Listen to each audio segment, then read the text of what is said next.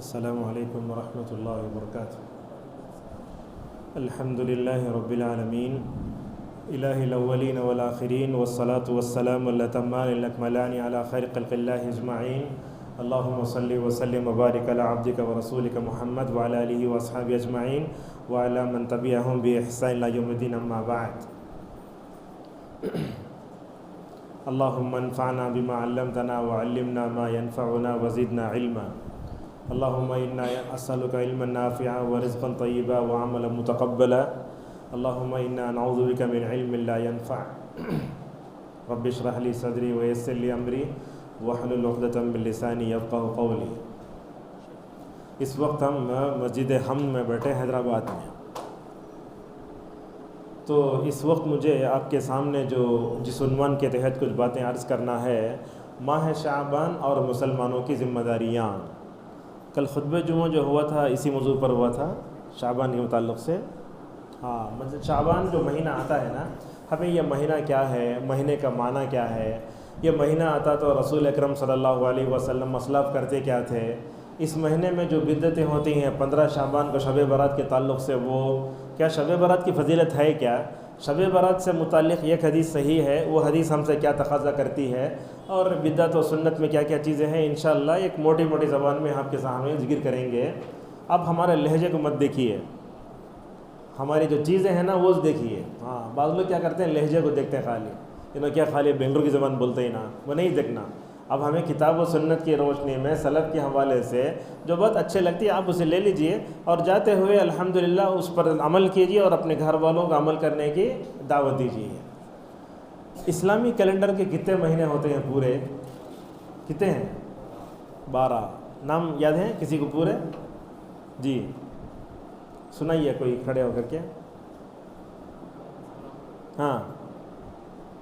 محرم، صفر، ربیع الاول، ربیع الثانی۔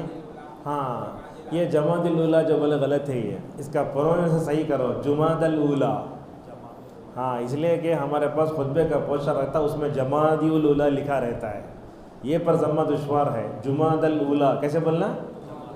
دیکھیں درس کا فائدہ یہ، میں ون وے کی طرح درس دے کے چلے جاؤں، آپ لوگ مجھے پیسے دے دیں، یہ اصل بات نہیں ہے۔ تو ہمیں کیا کرنا، یہ جو اصلاح بھی کرنا، کیسا بولنا؟ جمادی الاولیٰ، اس کے بعد جمادی الاخری، اس کے بعد رجب، شعبان، رمضان، شوال۔ اگر شوال چھوڑ تو آپ کو عید نہیں ملتی۔ شوال، اس کے بعد ذوالقعدہ اور ذوالحجہ۔ اچھا 12 مہینے کب سے ہیں یہ؟ کہ نبی دیے، عمر دیے؟ نہیں دی، اللہ دیا۔ کہاں ہے اس کا ذکر؟ سورہ توبہ میں ہے، ان عدۃ الشہور عند اللہ 12 شہرا فی کتاب اللہ یوم خلق السماوات والارض منها 4 حرم۔ آیت نمبر نہیں بولتے۔ ایک بات آپ بتا دیں، دیکھو جو عالم آیت نمبر بولتا، حدیث نمبر بولتا، لوگ اسے بڑا عالم سمجھ جاتے، بار بار فلیٹ گڈے گڈے کو بلاتے۔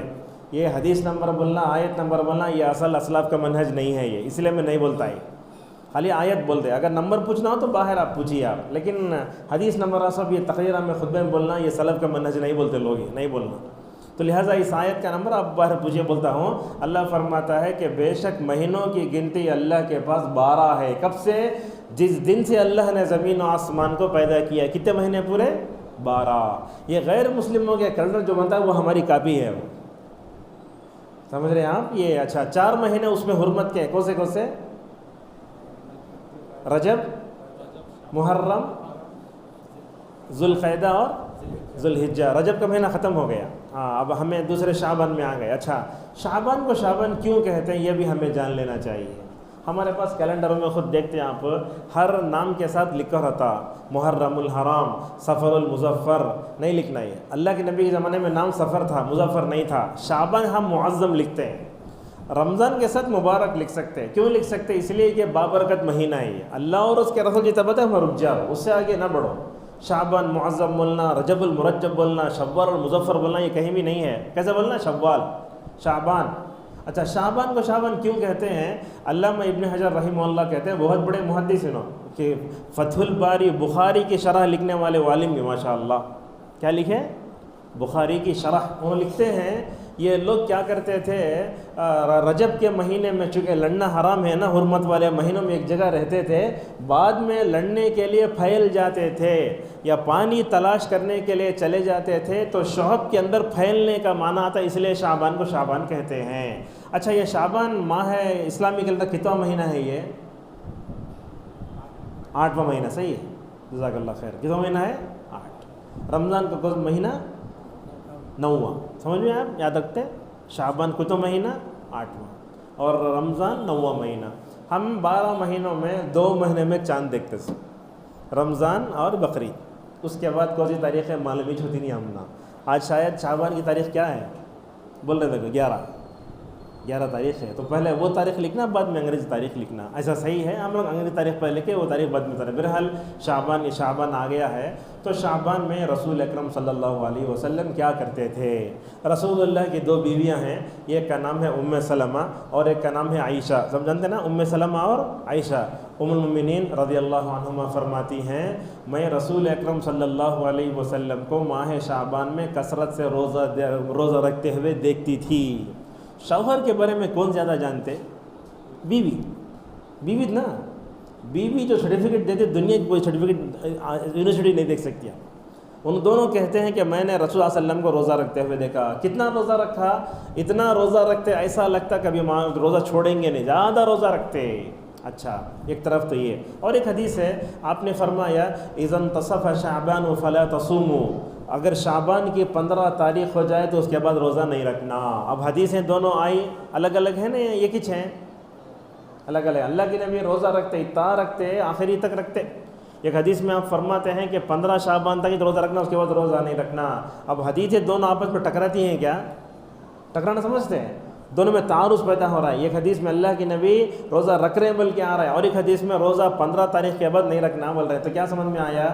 حدیث غلط ہے، ہمارا دماغ غلط ہے، ہمارا دماغ میں قصور ہے۔ حدیث کو ویسے سمجھنا جیسے ہمارے اسلاف نے سمجھایا۔ رسول اکرم صلی اللہ علیہ وسلم زیادہ روزہ رکھتے تھے، آپ نے 15 شعبان کے بعد روزہ رکھنے کو منع فرمایا، ٹھیک ہے۔ اب میں آپ کو سمجھا دیتا ہوں ایک بات۔ شعبان کے 11 تاریخ ہیں، تو شعبان کے مہینے میں کثرت سے اللہ کے نبی صلی اللہ علیہ وسلم روزہ کیوں رکھتے تھے؟ سوال ہے۔ ہاں، رمضان کی پریکٹس کے واسطے۔ میں آپ کو پوچھ رہا ہوں، رمضان کا پہلا روزہ، دوسرا روزہ مشکل ہوتا آسان ہوتا؟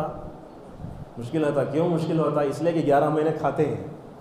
میں گفتگو کرتا ہوں، اب ہنسے مت، 11 مہینے ہم کیا ہوتے ہیں؟ کھاتے رہتے ہیں، اور اس کے بعد فوراً روزہ رکھو تو نہیں ہوتا، پہلا، دوسرا، تیسرا، اس کے بعد ماشاءاللہ ایک ہفتہ ہوتے، الحمدللہ ماشاءاللہ رمضان ہمارے لیے عادی ہو جاتا، مگر عید کے دن کے بعد سے کھانے نہیں ہوتا، ٹائم ٹیبل بدل جاتا، بیزارہ تھا کھانے کے واسطے۔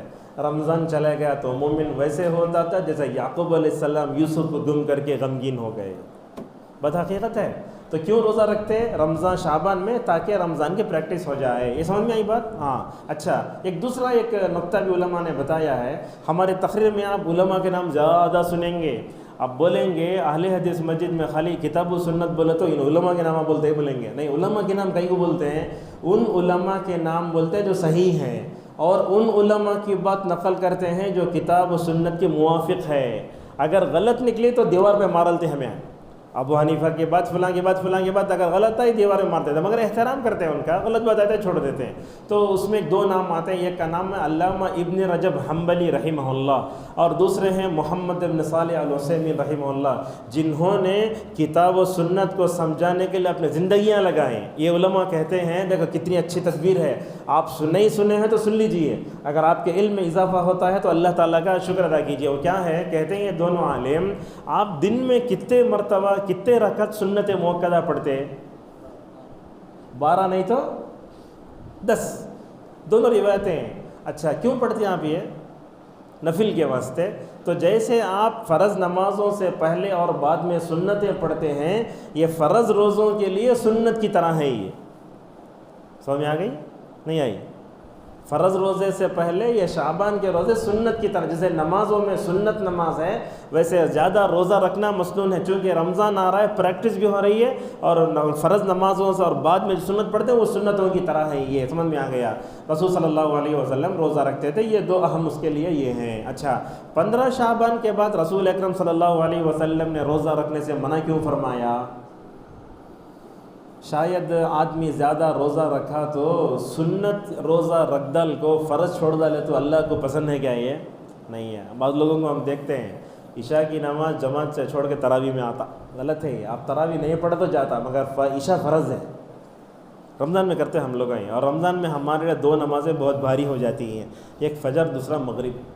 سحری میں اتنا کھاتے جھکے تو خے آتا ہے، یہ حقیقت ہے، اور افطار کے وقت تو دسترخوان بچھا لے کے اس میں اتنا کھاتے کھاتے کھاتے نماز ہی چلی آتی۔ آسان افطار کرنے کا انداز آپ کو بتاتا ہوں، دیکھا کچھ نہیں کرنا، ایک پیکٹ کھجور لے کو جیب میں رکھ لو، مسجد کو آؤ، ایک کونے میں بیٹھو، دعا کر لو، پانی پی لو، نماز پڑھ کے سنت پڑھ کے گھر میں جا کے کتنا کھاتے کھاؤ 8:30 تک۔ یہ مساجد میں بڑے لانا، یہ پیاز لانا، یہ سب اچھی بات نہیں ہے۔ یہ تقراتوں میں ہمارے پاس بریانی کے ساتھ کچی پیاز کی چٹنی آتی ہے، آتی نہ نہیں آتی، نہیں لانا چاہیے۔ اللہ کے نبی صلی اللہ علیہ وسلم نے کچی پیاز کچا لہسن کھا کر مسجد میں آنے سے منع فرمایا۔ فرشتوں کو تکلیف ہوتی ہے، انسانوں کو تکلیف ہوتی ہے۔ اب لیے کہ چول علماء حق بولنے سے شرماتے ہیں، مجھے ڈر نہیں ہے سر، اگر آپ دوبارہ نہیں بلاتے بھی چلتا، مگر حق بولوں گا میں، اسی لیے کئی جگہ مجھے نہیں بلاتے، اس لیے میں حق بولتا ہوں، حق کڑوا لگتا ہے۔ بہرحال میں بولنے کا انداز ایسے ہے، لہٰذا آپ سب کو سمجھنے کی کوشش کیجئے۔ 15 شعبان کے روزہ کیوں نہیں رکھنا؟ تاکہ بندہ نفل روزہ رکھ کر کمزور ہو جائے گا، ہاں اس لیے نہیں رکھنا۔ اچھا، اگر کوئی آدمی رکھتا ہے تو بولتے علماء، اگر کوئی آدمی 13 14 15 سے کیا بولتا ہے ایام 20، یا ہر پیر ہر جمعرات، یا نہیں تو مثال طور پر کوئی نظر کا روزہ، یعنی تو کفارے کا روزہ، یا عورت گزشتہ سال رمضان کو روزہ رکھی اس کے کفارہ ادا نہیں کری، عائشہ رضی اللہ عنہا فرماتی ہیں کہ وہ آئندہ رمضان آنے سے پہلے روزہ رکھ لیتی تھی۔ تو سمجھ میں آیا، جو آدمی 13 14 15 نظر کا قضا کا روزے کا کفارے کا روزہ ہے، وہ آدمی 30 شعبان تک بھی رکھ سکتا ہے، حرج نہیں، 29 شعبان تک رمضان کا چاند نظر آنے تک رکھ سکتا ہے۔ سمجھ میں آ گئی بات آپ کو؟ آپ لوگ اپنے گھروں میں اپنی جو ہے بہنوں کو بیٹے کو سب بتاؤ، اگر گزشتہ سال کے رمضان سے روزے اگر کوئی قضا ہے تو آنے سے پہلے مکمل کر لو۔ ہماری خواتین میں بڑی عجیب عادت ہوتی ہے، 2 سال کے روزے سے چھوڑ ڈال کو، اب اسے کیا کرنا مذاکرت ہے۔ اللہ تعالیٰ آپ کو موقع دیا ہے، ٹھنڈی کے دن آئے، دن چھوٹا ہو کے رات لمبی ہو جاتی ہے، روزہ رکھنا ہے ایسے وقت میں۔ بہرحال یہ شعبان کی سمجھ میں آ گئی بات۔ اب شعبان کی فضیلت کچھ ہے کیا؟ اللہ کے رسول صلی اللہ علیہ وسلم حضرت اسامہ بن رضی اللہ عنہ کہتے ہیں کہ یا رسول اللہ، آپ شعبان میں زیادہ روزے رکھتے نا کیوں؟ اللہ کے نبی نے 2 وجہ بتائی۔ ایک وجہ یہ بتائی، اللہ کے پاس میرا عمل قبول ہوتا اس لیے روزے رکھتا ہوں میں حالت روزہ میں رہوں، اللہ کے پاس میرا عمل قبول ہو جانا۔ دوسری وجہ کیا ہے؟ آپ صلی اللہ علیہ وسلم نے اسی حدیث میں آگے فرمایا، دیکھو اہم ہے، ہم اس میں مبتلا ہیں، اللہ حفاظت فرمائے۔ آپ نے کہا کہ رجب اور رمضان کے درمیان میں ایک مہینہ آتا جو شعبان کا ہے۔ رجب کون سا مہینہ؟ 7واں مہینہ، 8واں مہینہ شعبان، اور 9واں مہینہ رمضان۔ آپ فرماتے ہیں رجب اور رمضان کے درمیان میں شعبان کا ایک مہینہ آتا ہے، آپ نے اس پہ فرمایا یغفل الناس فیہ، لوگ اس میں غفلت میں پڑ جاتے ہیں۔ کیا غفلت میں پڑ جاتے ہیں؟ کیا مطلب غفلت میں پڑھنے کا مطلب کیا؟ غفلت میں پڑھنے کا مطلب یہ ہے ابھی رمضان آ رہا ہے، وہی ہمیں روزے رکھیں گے انشاءاللہ، ابھی روزے نہیں رکھتا۔ اب کسے معلوم گزشتہ سال کا رمضان ہمارا رمضان کے آخری رمضان ہو گیا تو 30 29 شعبان کو بھی لوگ مرتے نہیں مرتے؟ تو لہٰذا اس سے معلوم ہوتا ہے کہ ہمیں غفلت کا شکار نہیں ہونا چاہیے۔ اللہ نے جتنی زندگی دی ہے، آنکھ کھلی زندگی ہے، صحت دی ہے، تو اس کو کس میں لگانا؟ اللہ کی اطاعت میں، اللہ تعالیٰ کی رضامندی میں لگانا چاہیے۔ جامعہ دارالسلام کے ناظم ہیں ڈاکٹر عبداللہ جولم، جانتے ہوں گے ان کو، کبھی بھی تقریر کرے تو تقریر کے آخر میں ایک جملہ بولتے، اللہ تعالیٰ ہم کو وہ اعمال کرنے والا بنائے جس سے اللہ خوش ہو جائے اور ہمیں آخرت میں جنت نصیب ہو جائے۔ صحیح ہے، مومن کی زندگی مقصد کیا ہے؟ اللہ ہمارے سے راضی ہو جائے۔ ہم جب انتقال کریں گے تو کس کا ٹھکانہ ہونا؟ ہمارا جنت ہمارا ٹھکانہ آنا۔ اسی لیے صبح شام کی دعا میں 3 چیزیں پڑھو، اللہم انی اسألک الجنہ، آپ لوگ پڑھیے اللہم انی اسألک الجنہ، 3 بار پڑھنا۔ اللہ کے نبی فرماتے ہیں جو بندہ یہ پڑھتا، جنت اس سے کہتی ہے اے اللہ صبح شام یہ تیرا بندہ جنت مانگتا ہے، اے اللہ جنت دے دے اسے۔ اور بڑی ٹرین میں اگر آپ کو کھڑے ہونے کی جگہ مل گئی تو اللہ کا شکر ادا کرتے آپ. ایسے اللہ کی نبی نے فرمایا جنت میں یہ انگلی سے لے کر یہاں کوہنی تک اسے بولے کوڑا, فرمایا یہ کوڑے کی جگہ بھی جنت میں مومن کو مل جائے دنیا و مافیا سے بہتر ہے. اللہ اکبر, کتنی جگہ, اتنی جگہ, ایک کوڑے کی جگہ مل گئی تو بس ہے, بس جنت میں اندر چلے گئے تو بس انٹری ہوگی تو بس اللہ تعالیٰ سے وہ مانگی ہے. تو لہٰذا اس مہینے کی فضیلت کیا ہے, یہ ایک حدیث ہے, اس حدیث کو علامہ البانی رحمہ اللہ نے صحیح قرار دیا. آپ یہ بولیں گے اتنے دور سے مولوی صاحبہ کو ہمارے اہل حدیث مسجد میں شب برات کی فضیلت بیان کر گئے, نہیں بولنا. ایک حدیث ہے, صحیح ہے, وہ اس کا مطلب کیا وہ بتا دیتا ہوں. صحیح الجامع میں ہے, حضرت ابو موسیٰ اشعری رضی اللہ تعالیٰ عنہ فرماتے ہیں کہ رسول اکرم صلی اللہ علیہ وسلم نے فرمایا دیکھو اللہ تعالیٰ 15ویں شعبان کو مخلوق کی طرف جھانکتا ہے, دنیاوی آسمان پر آتا ہے. ایسے الفاظ ہے. دنیاوی آسمان پر اللہ کب آتا ہے؟ ہر رات آتا ہے. آتا نہیں آتا؟ آتا ہے. ہم لوگ اس وقت سوتے رہتے ہیں, ہر رات آتا ہے اللہ تعالیٰ. ہاں تو آتا ہے, اور آ کر کیا کرتا ہے 15ویں شعبان کو ساری مخلوق کو معاف کر دیتا ہے. روایت صحیح ہے, ساری مخلوق کو معاف کر دیتا ہے سوائے 2 کے. وہ بدنصیب کون؟ وہ آپ فرماتے ہیں اللہ مشرک کو معاف نہیں کرتا. یہ پورے لوگ جتنے بیٹھے ہیں ہم میں سے ماشاءاللہ توحید پرست ہیں, نہیں ہیں؟ اللہ کا شکر ادا کیجیے. ہاں توحید پرست ہیں, اللہ کا شکر ادا کیجیے. اللہ تعالیٰ ہم نہ قارون کا مال نہیں دیا تو جاتا, ہمیں فرعون کی حکومت نہیں چاہیے, ہمیں قارون کا خزانہ نہیں چاہیے, ہمیں ہارون کا عہدہ, ہمیں کیا ہے حامان کا عہدہ نہیں چاہیے. ہمیں کیا چاہیے؟ عقیدہ توحید چاہیے. اسے لٹنے نہیں دینا کبھی اپنی زندگی میں. اور آج کے یہ پرفتن ماحول میں عقیدہ توحید کے اس سرمایہ کی حفاظت میری اور آپ کی اخلاقی اور شرعی ذمہ داری ہے. اللہ کی نے فرماتے ہیں اللہ مشرک کو معاف نہیں کرے گا. کون مشرک سمجھتے ہیں آپ؟ مشرک اور کافر میں فرق بتا سکتے ہیں آپ؟ فرق یہ ہے, اتنا سن لیجیے آپ, ہر کافر مشرک ہے مگر ہر مشرک کافر نہیں ہے. سمجھ میں آ گئی بات؟ ہر مشرک کیا ہے؟ ہر کافر کیا ہے؟ مشرک ہے, مگر ہر مشرک کافر نہیں. تو ہم میں سے مسلمانوں میں سے فلاں جماعت کے لوگ مشرک ہو سکتے ہیں مگر کافر نہیں بول سکتے. اللہ تعالیٰ خود فرماتا وَمَا يُؤْمِنُ أَكْثَرُهُم بِاللَّهِ إِلَّا وَهُم مُشْرِكُونَ. مسلمانوں میں سے اکثر ہیں جن کے ایمان کے ساتھ شرک کی ملاوٹ ہے. اللہ حفاظت فرمائے. تو یہ شرک نہیں کرنا, اللہ مشرک کو معاف نہیں کرتا. دوسرا ہے فرمایا اپنے سینے میں دوسروں کے لیے کینہ کپٹ پالنے والا. تو یہ مہینہ ہمیں پیغام دیتا ہے اے انسان, اے بندے مومن, غفلت کی چادر اتار کر اللہ تعالیٰ کو راضی کرنے والے عمل کر لے. اس مہینے کا دوسرا بڑا پیغام یہ ہے کہ ہم شرک سے اجتناب کریں. کرنا نہیں کرنا. اور آپ لوگ یاد رکھو, ہم اہل حدیثوں کو دیکھتے ہیں دوسرے کلیمہ کو, بھائیوں کو غلط بول کو جہنم میں ڈھکل کے خالی اپنے آپ کو جنتی سمجھتے. نہیں, ہر کلمہ گوئی, ہمارا ہر کلمہ گوئی بھائی مسلمان ہوتا نا, لا الہ الا اللہ پڑھنے والا, اسے توحید کے راستے پر چلانا, شرک سے بچانے کی تڑپ ہمارے اندر ہونا, یہی اصل میں سلفیت ہے. ان کو اسلام سے نکال کے پھینکے ہمیں اکیلے جنت میں چلے گئے تو بعد قیامت میں ہمارا دامن پکڑا تو کیا جواب دیتے؟ نہیں, ہر ایک سے تعلق رکھو, توحید کی دعوت دو.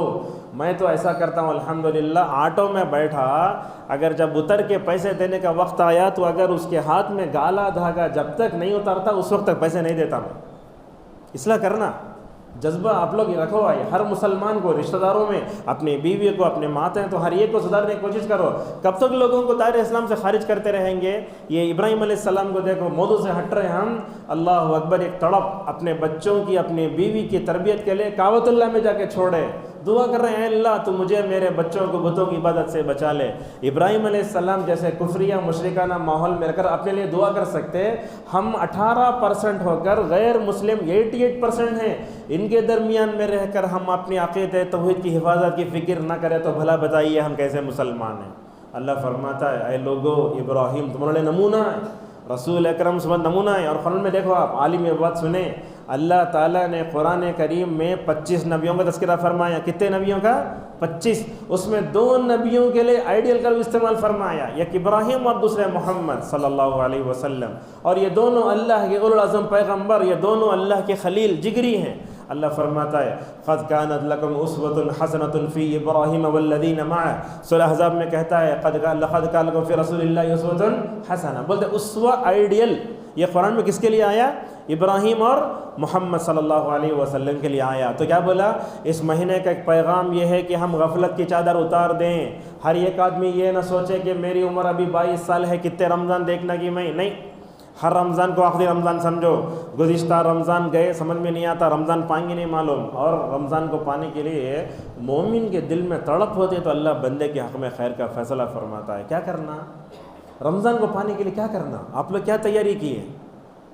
دعا کرو۔ یہ دعا، ایک دعا میں آپ کو بولتا ہوں، یہ دعا تو رسول صلی اللہ علیہ وسلم سے ثابت نہیں ہے، مگر عربی میں کر سکتے، اردو میں کر سکتے ہیں۔ اے اللہ زندگی میں اور ایک مرتبہ تو زندگی میں ہمیں رمضان کے باہر دکھا یا رب۔ اردو میں بولا یہ، عربی میں بولنا ہو تو ایسا بولنا، اللہم بلغنا رمضان۔ آپ لوگ بولیے اللہم بلغنا رمضان، اے اللہ رمضان تک پہنچا۔ اور خصوصاً نفل کے سجدوں میں دعا کرو، اللہ سے قریب ہوتے آپ۔ اللہ دیکھتا میرے بندے کو اتنی تڑپ ہے نا رمضان کو پانے کی، اگر آپ کی موت بھی ہے تو اللہ تعالیٰ جو ہے فیصلہ کر کے آپ کو رمضان دے سکتا ہے۔ اس کی ایک دلیل آتی ہے، دو بھائی تھے، آپ کو معلوم حدیث سنے ہوں گے، وہ ایک بھائی شہید ہو گئے، شہادت کی موت، اللہ اکبر۔ اللہ کے نبی صلی اللہ علیہ وسلم نے تو فرمایا بندہ اللہ کے راستے میں شہید ہوا تو اس کے سارے گناہ مٹ جاتے، ماشاء اللہ۔ مگر ایک بھائی شہید ہو گیا، اور ایک بھائی جاہد، ان کا نام طلحہ بن عبید اللہ رضی اللہ تعالیٰ عنہ ہے، ان کو رمضان ملا۔ رمضان ملنے کے بعد جب انتقال ہوا تو آپ نے فرمایا یہ دوسرا بھائی جس نے رمضان کی نعمت سے سرفراز ہوا، اپنے شہید بھائی سے پہلے ماشاءاللہ جنت میں چلا گیا۔ تو بولتے عبدالرزاق البدر حفظہ اللہ، بلوغ شہر رمضان نعمت عظیم، رمضان تک پہنچنا بہت بڑی نعمت ہے۔ کیا کرنا؟ سب سے پہلے غفلت نکال دو۔ اللہ بولتا ہے فلا تکن من الغافلین، اللہ کے نبی غافل مت ہو جاؤ۔ ابھی میرے شادی ہونا، مجھے بچے ہونا، دادا نانا بننا، مر جاؤں گا نہیں، موت کا آہانی پنجہ کبھی بھی آپ کو اپنے اس میں لے سکتا ہے۔ اور آج کل تو دیکھتے ہیں ہٹے کٹے لوگوں کو ہارٹ فیل لوگ فوراً مر جا رہے ہیں، موت کے لیے بہانا چاہیے۔ اللہ تعالیٰ سے دعا کریں آپ، اللہ تعالیٰ ہمیں ایمان کی حالت میں رکھے، توحید کی حالت میں رکھے، صحت کی حالت میں رکھے۔ اللہ صحت کی حالت میں ہمیں رمضان پانے کی کوشش کرنے کی توفیق عطا فرمائے۔ دوسری چیز کیا بتایا میں آپ کو؟ شرک سے بچنا اس مہینے میں۔ تیسری چیز کیا بتایا؟ کینہ کپٹ سے بچنا۔ اللہ کے نبی فرماتے ہیں مشرک اور اپنے دل میں اپنے مومن بھائی کے لیے کینہ کپٹ رکھنے والے کی مغفرت نہیں ہوتی۔ تو ہم کرنا کیا؟ سب سے پہلے غفلت اتار کے پھینکنا، غفلت نہیں کرنا۔ اچھا غفلت سے اپنے غفلت کسے بولتے ہیں؟ جیسے بتایا نا ہمیں ابھی اتنی زندگی ہے، رمضان پورا ہے، آخری عشرہ اسے بولتے ہیں غفلت، ہر کام کو ٹالتے جانا۔ لہٰذا غفلت سے اپنے آپ کو بچانے کے لیے سب سے بہترین نسخہ یہ ہے آپ اللہ کا ذکر کرو۔ اللہ فرماتا ہے اللہ کے نبی اللہ کا ذکر کرو، غافلوں میں سے مت ہو جاؤ۔ دوسرا شرک سے بچنا، کیسے بچیں گے؟ آپ لوگ بولیں گے اہل حدیث مسجد میں شرک سے بچنے کے لیے ہمیں کیوں دلیل بولنا؟ بولے تو انسان کا دل کب بدلتا نہیں بول سکتے۔ اللہ کے نبی فرماتے ہیں ایک پر ہے، سمجھتے ہیں نا، پرندے کا پر ہوا میں اڑتے رہتا، کہاں جاتا؟ کہاں جاتا؟ کہاں ملے وہاں جاتا۔ مومن کا دل بھی ایسے ہے، جاتے رہتا۔ لہٰذا کیا دعا پڑھنا؟ دل کی استقامت کی وجہ سے، اللہم یا مقلب القلوب ثبت قلبی علی دینک ویا مصرف القلوب صرف قلبی علی طاعتک۔ حضرت انس اور ام سلمہ رضی اللہ عنہما نے کہا یا رسول اللہ آپ یہ دعا بار بار پڑھتے ہیں کیوں؟ فرمایا اللہ تعالیٰ کے دونوں انگلیوں کے درمیان میں ہے بنی آدم کا دل، اللہ تعالیٰ جیسے اسے پھرتا ہے۔ صحابہ نے کہا یا رسول اللہ دیکھو کیسا ہے، آپ کو میں ہمارے دلوں کے بدل جانے کا ڈر ہے کیا؟ یہ کب کا زمانہ؟ نبی کا زمانہ۔ اگر 1400 سال بعد پیدا ہونے والے مسلمانوں کو کیا اس دعا کی ضرورت نہیں ہے؟ ہے۔ آج کے پرفتن دور میں تو یہ دعا ہمیں خود پڑھنا، اپنے بیوی بچوں کو سکھانا چاہیے۔ لہذا سمجھ میں آیا؟ تو میں آپ کو بتا رہا تھا کہ اپنے آپ کو شرک سے بچاؤ۔ شرک سے بچانے کے لیے کیا کرنا؟ شرک سے بچانے کے لیے سب سے پہلے ماں باپ کو خود توحید پرست بننا چاہیے۔ آج کل دیکھتے ہیں باپ توحید پرست ہے، ماں مشرکہ ہے۔ اگر ماں مشرکہ ہے تو ہمارے لوگوں میں دیکھتے ہیں اہل حدیثوں میں بھی دوسرے بدعتیوں سے، گمراہ فرقوں سے لوگ جو ہے شادی کر لے جاتے ہیں، وہ بہو کو کیا لاتے؟ تباہی گھر میں لاتے ہیں۔ اس لیے میں آپ کو بولتا ہوں ہمارے گھر میں آنے والی بہو بھی توحید پرست ہونا نہیں ہونا، اور ہمارے گھر میں آنے والا داماد بھی کیا ہونا؟ توحید پرست ہونا۔ ابراہیم کو دیکھو علیہ السلام، جب ان کے گھر میں ناشکری بہو آئی تو بولے دہلیز بدل لو، ناشکری تھی وہ۔ یہ ایک بہو اگر ناشکری آئی تو آل ابراہیم پر اتنا اثر پڑتا ہو تو ہمارے گھروں میں کیسے اثر نہیں پڑے گا؟ اچھا ہم داماد اگر لانا تو کیسے لانا؟ داماد کیسے ہونا؟ توحید پرست مثال دو۔ نہیں، داماد ہونا تو علی کی طرح ہونا، نبی کے داماد تھے، یہی وہ بچے ہیں جنہوں نے رسول صلی اللہ علیہ وسلم کے مبارک گھر میں رہ کر توحید سیکھی نہیں سیکھی؟ اللہ اکبر، کیا شجاعت، کیا قوت علی رضی اللہ عنہ کے اندر۔